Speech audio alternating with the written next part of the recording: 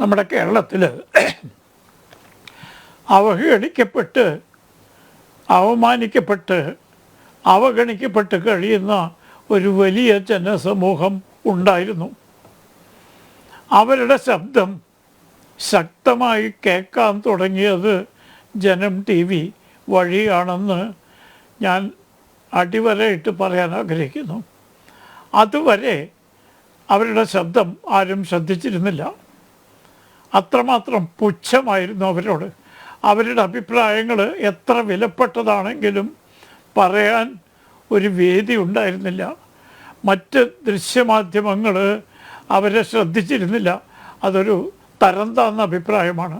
ഇന്ന് ആ വിഭാഗത്തിന് തല ഉയർത്തി നിന്നുകൊണ്ട് പറയാം, അവരുടെ കാഴ്ചപ്പാടുകളും വീക്ഷണങ്ങളും അഭിപ്രായങ്ങളും ഉള്ളിലൊതുങ്ങുന്ന വിങ്ങലുകളും പ്രകടിപ്പിക്കാൻ ഒരു വേദിയുണ്ട്. അതാണ് ജനം ടി വി. ഇത് പലർക്കും അസൗകര്യം ഉണ്ടാക്കിയിട്ടുണ്ട്. അത് നമ്മൾ സമ്മതിച്ചാൽ മതിയാവും. കാരണം മറ്റ് പലരും ചർച്ച ചെയ്യാൻ മടിക്കുന്ന വിഷയങ്ങൾ ധൈര്യപൂർവ്വം പ്രതിബദ്ധതയോടുകൂടി ജനം ടി വി ചർച്ചക്കെടുത്തിട്ടുണ്ട്. ഇവിടെ സൂചിപ്പിച്ചു. ഉദാഹരണത്തിന് ലവ് ജിഹാദിനെ പറ്റി സ്പർശിക്കാൻ പോലും മടി കാണിക്കുകയോ ഭയപ്പെടുകയോ വൈമുഖ്യം കാണിക്കുകയോ ചെയ്യുന്ന മനോഭാവമായിരുന്നു മിക്ക ദൃശ്യമാധ്യമങ്ങളുടെയും പത്രമാധ്യമങ്ങളുടെയും. നമ്മുടെ ഇവിടുത്തെ ഒരു പ്രമുഖ പത്രത്തിന് കോട്ടക്കൽ ഓഫീസിലുണ്ടായ അനുഭവം എല്ലാവർക്കും അറിയുന്നതാണ്. അവരുടെ ദൃശ്യമാധ്യമങ്ങളും വലിയ വ്യത്യാസമില്ല. ഞാനത് അങ്ങനത്തെ വ്യക്തിപരമായ പരാമർശങ്ങൾ ഒഴിവാക്കുകയാണ് ഈ മംഗള മുഹൂർത്തത്തിൽ. അപ്പോൾ അങ്ങനെ ഉണ്ടായിരുന്ന അവഗണനകൾ അവസാനിപ്പിച്ച് അവസ്ഥയിൽ കഴിയുന്ന ആ വിഭാഗത്തിന് സ്വന്തം കഷ്ടപ്പാടുകൾ അനുഭവങ്ങൾ പറയാൻ ഒരു ശബ്ദമുയർത്താൻ ഒരു വേദി ഉണ്ടാക്കിയത് ജനം ടി വി ആണെന്ന് ഞാൻ ഉറച്ചു വിശ്വസിക്കുന്നു. അത് ഞാൻ പറഞ്ഞ പോലെ പലർക്കും അസൗകര്യം ഉണ്ടാക്കിയിട്ടുണ്ട്. ഇപ്പോൾ ശബരിമല വിഷയം ചർച്ച ആരംഭിച്ചത് ജനം ടി വിയാണ്. പിന്നീടാണ് മറ്റു മാധ്യമങ്ങൾ ഏറ്റെടുക്കാൻ കാരണം ശബരിമല വിഷയത്തിൽ ജനം ടി വി നടത്തിയ ചർച്ച എത്രമാത്രം ജനങ്ങളെ ആകർഷിക്കുകയും ജനങ്ങളുടെ ഉള്ളിൽ തട്ടുന്ന രീതിയിലുള്ള അഭിപ്രായ പ്രകടനം നടത്തുകയും ചെയ്തു. അങ്ങനെ പല രംഗങ്ങളും ലവ് ജിഹാദിനെ പറ്റി നേരത്തെ ഞാൻ സൂചിപ്പിച്ചു. ഇപ്പം നടന്നുകൊണ്ടിരിക്കുന്ന പല വിഷയങ്ങളിലും ഒരു വിഭാഗത്തെ ആക്ഷേപിച്ചുകൊണ്ട് ചർച്ച ചെയ്യുന്ന ഒരു രീതി നിലവിലുണ്ടായിരുന്നു. അതിന് ഒരളവ് വരെ ജനം ടി വിയുടെ രംഗപ്രവേശം ഒരു തടയിട്ടു. കാരണം സത്യം പറയാൻ ഒരു വേദിയുണ്ട്. ഇതുവരെ ശബ്ദമുയർത്തുന്നത് മോശമാണ്, ആരും കേൾക്കില്ല എന്ന ചിന്ത മാറി ആ ജനസമൂഹത്തിന് സ്വതന്ത്രമായി സധൈര്യം തങ്ങളുടെ അഭിപ്രായങ്ങൾ പറയാൻ ഒരു വേദി ഉണ്ടായിട്ടുണ്ട്. അത് വളരെ വളരെ ശുഭോദർക്കമാണ്. ഇതിന് മുന്നിട്ട് നിൽക്കുന്നത് അജണ്ട ഇല്ലാത്ത ഒരു ദൃശ്യമാധ്യമം ആയതുകൊണ്ടാണ്. മറ്റ് ചാനലുകളെയോ ദൃശ്യമാധ്യമങ്ങളെ ആക്ഷേപിക്കാൻ ഞാൻ ഈ സന്ദർഭം ഉപയോഗിക്കുന്നില്ല, ഞാൻ ഒരിക്കലും ചെയ്യാറില്ല. പക്ഷേ അവർക്കൊക്കെ നിസ്സംഗതയുള്ള വൈമുഖ്യമുള്ള വിഷയങ്ങൾ ധൈര്യപൂർവ്വം എടുത്ത് ജനങ്ങളുടെ മുമ്പിൽ അവതരിപ്പിക്കാൻ ധൈര്യം കാണിച്ചൊരു ടി വിയാണ് ജനം ടി വി.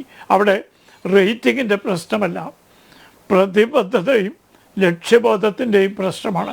അത് അവതാരകർ മുതൽ സാധാരണ ജീവനക്കാർ വരെ അത് വെച്ച് പുലർത്തുന്നുണ്ടെന്ന് പ്രത്യേകം.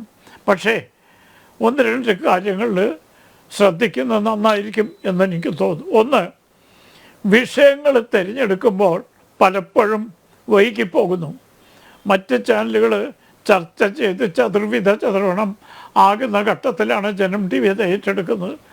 അത് മാറ്റി ഒരിക്കലും ഉദ്യോഗോൽപമായ അല്ലെങ്കിൽ ജനങ്ങളെ ആവേശഭരിതരാക്കുന്ന വിഷയങ്ങൾ ചർച്ച ചെയ്യണമെന്ന് ഞാൻ അഭിപ്രായം പറയില്ല. ആ മാതൃക ജനം ടി വി സ്വീകരിക്കരുത്. കാരണം അത് വരുമ്പോൾ അസത്യത്തിൻ്റെ മേഖലയിലേക്ക് പ്രവേശിക്കേണ്ടി വരും. ഇപ്പോൾ സത്യവും ധർമ്മവും മുറുകെ പിടിച്ചുകൊണ്ടുള്ള മാധ്യമ പ്രവർത്തനമാണ് ജനം ടി വി നടത്തുന്നതെന്ന് പറയാൻ കേൾക്കുന്നവർക്ക് ആർക്കും ഒരു മടിയില്ല. അതൊന്ന് മാറും മറ്റ് ചില ചാനലുകളുടെ മാർഗം സ്വീകരിച്ചാൽ. കാരണം അവർക്ക് ലക്ഷ്യമുണ്ട്.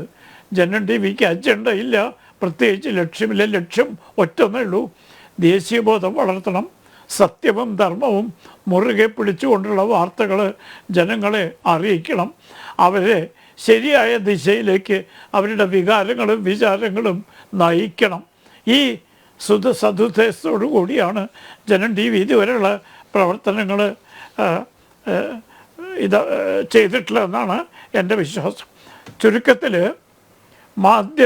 ദൃശ്യമാധ്യമ രംഗത്ത് ജനസേവനത്തിൻ്റെ ഉത്തമ മാതൃകയായി നിലകൊള്ളുന്ന ഒരു ചാനലാണ് ജനം ടി വി എന്ന് പറയാൻ ഞാൻ ഒരിക്കലും മടിക്കുന്നില്ല.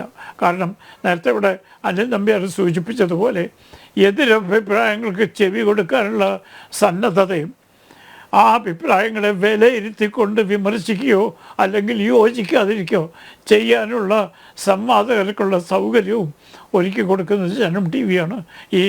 ഈ മഹൽ കർത്തവ്യങ്ങൾ ഇനിയും ഇതേ രീതിയിൽ തന്നെ മുന്നോട്ട് പോട്ടെ.